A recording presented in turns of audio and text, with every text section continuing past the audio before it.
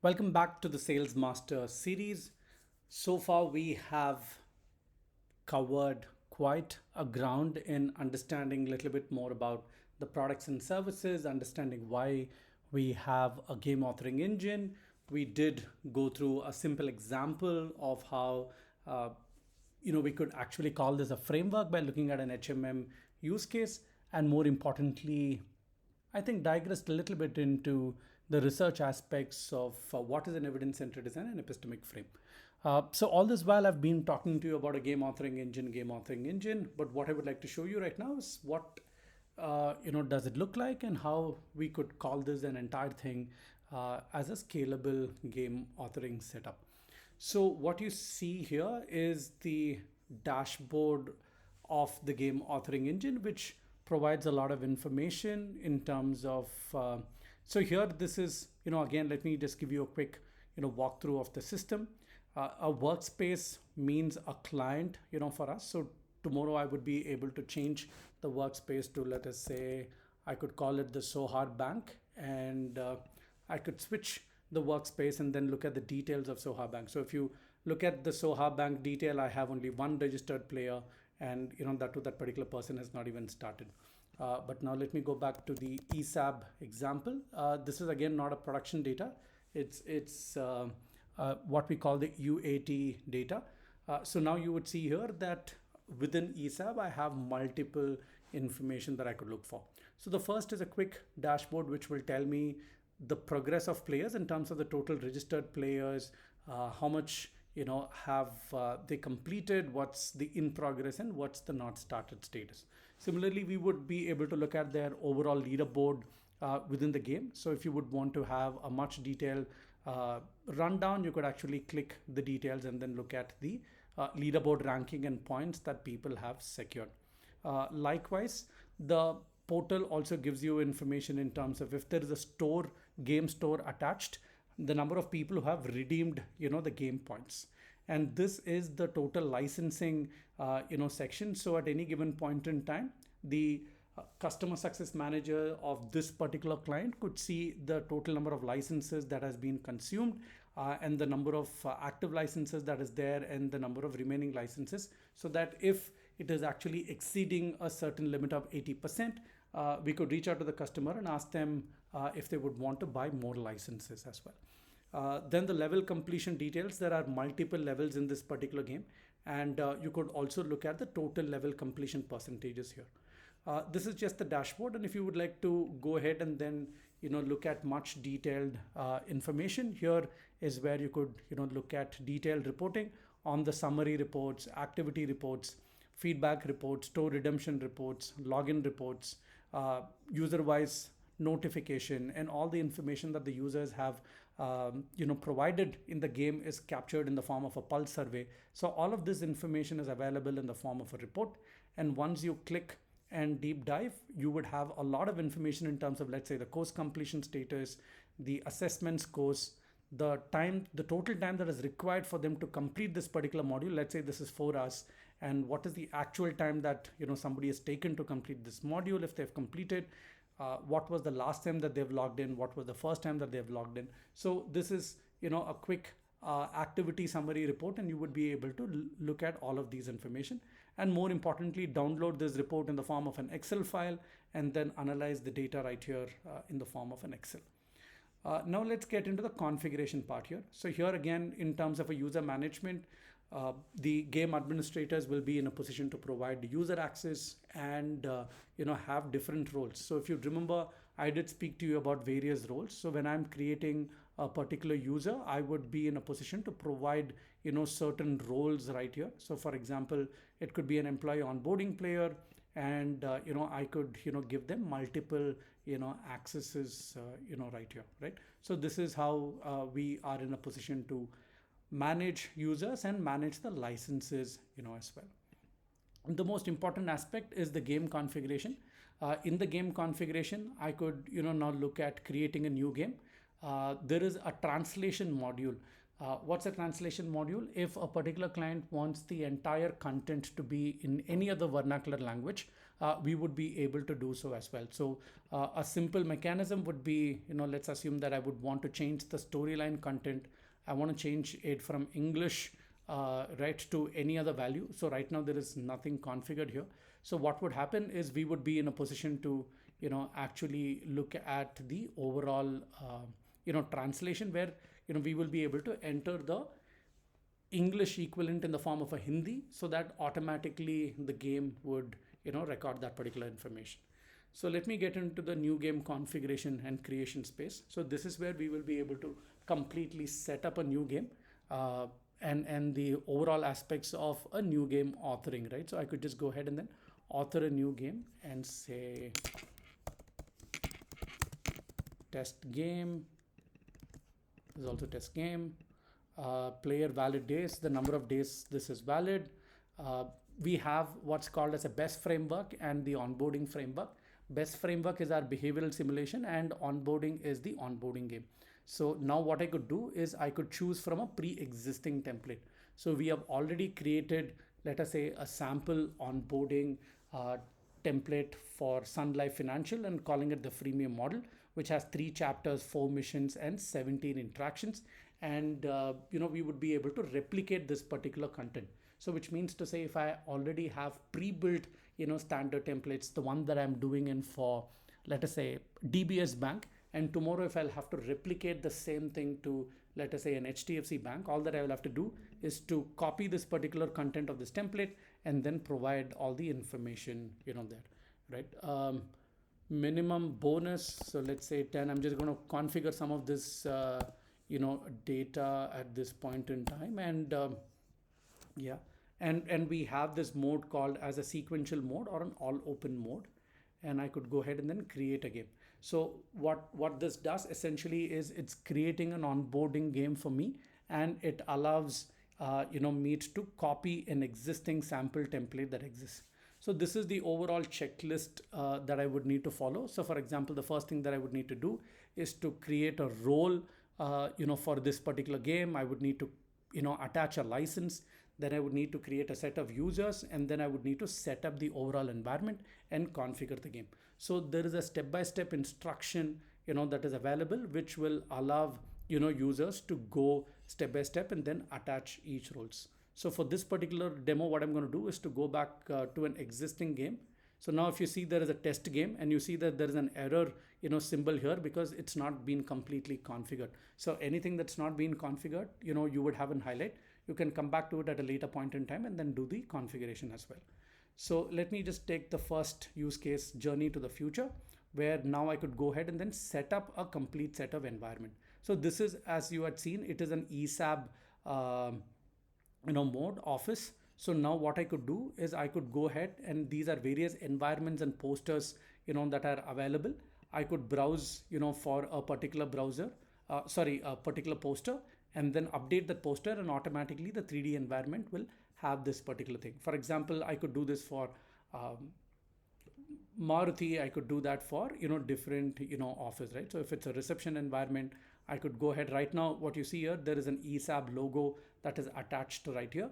But I could go ahead and then change this particular logo, browse it, from my, local system, and then I will be able to update this particular space. So likewise, there are multiple environments, and multiple environments have posters, video, spaces that you would be in a position to configure. So similarly, I could now, look at, let's say, character creation. So this is where I would be able to select the characters, that is there in this particular game. Let's assume that I would want to call, a particular character Vivek and add the designation as CMO. And I could choose from the existing, 3D models, available. So there are multiple, 3D models. So we would be able to, actually use these, 3D models and then configure, each of this, environment, right? So you could pick up, any of the models and have a 360-degree view of the model. And if you like it, you could go ahead and then select that particular model.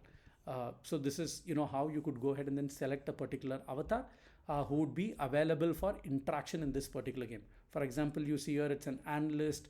We have configured right now as everybody as an analyst, but you could have different designations that you could provide.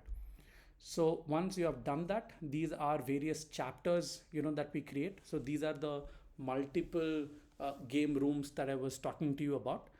So here again, you would be able to edit, this particular game room, and then configure the parameters in this particular game.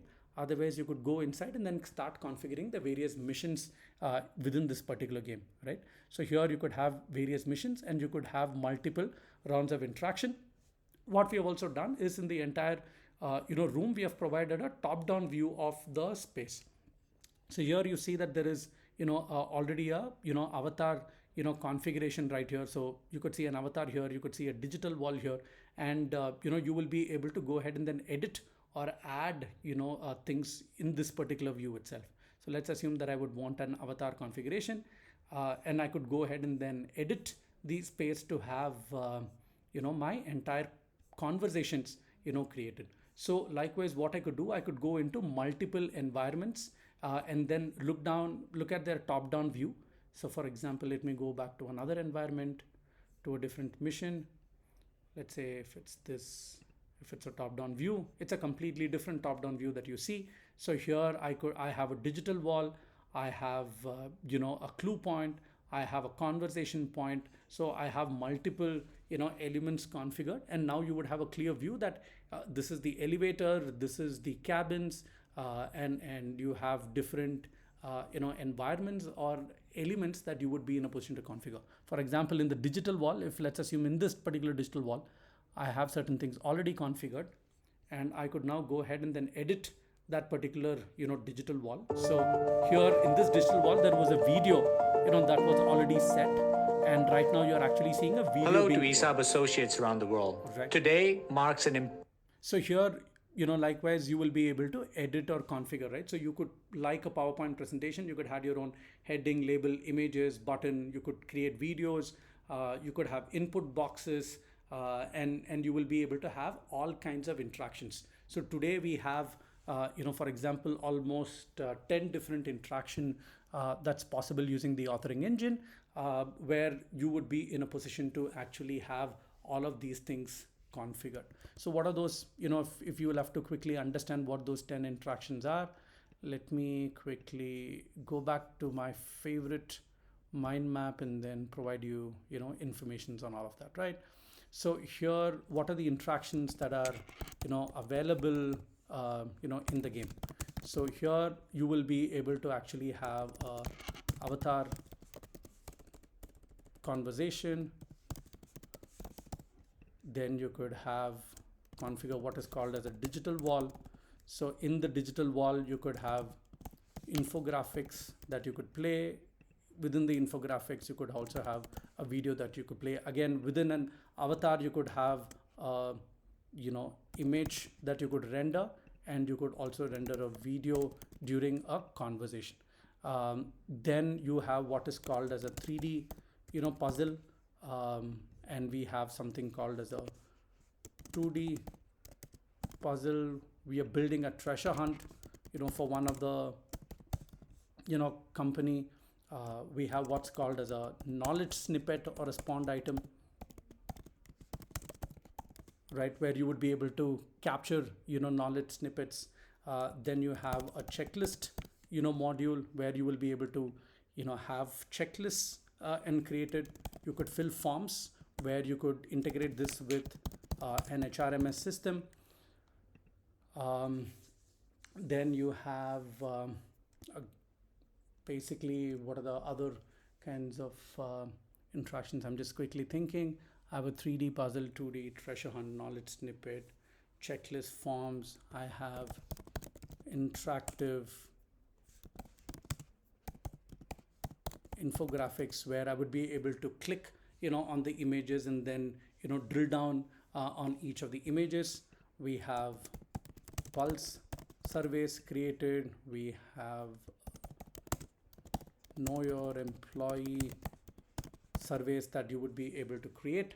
And apart from this, you have badges, a game store,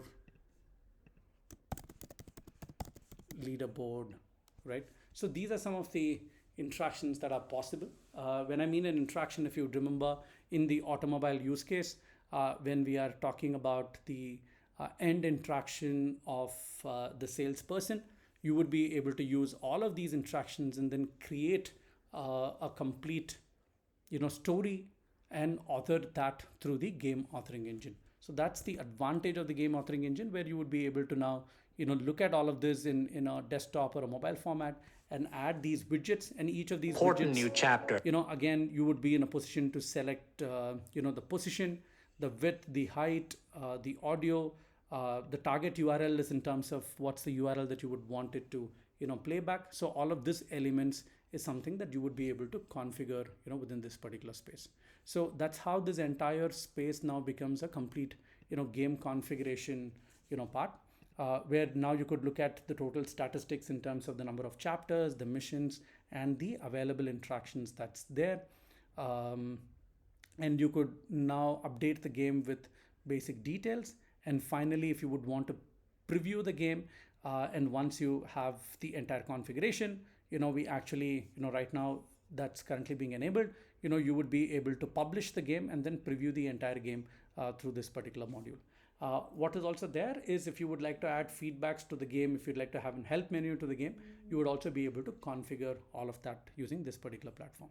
So in a nutshell, the game authoring engine today allows for configuring different varieties of content. Typically what we do is we go ahead and then configure the content in the first instance, and then subsequently provide this portal access to the client so that they would be in a position to constantly monitor and alter content at any given point in time. So I hope now with the last couple of videos, you have got a clear overview as to why we are calling Strat on Board as a larger game authoring framework.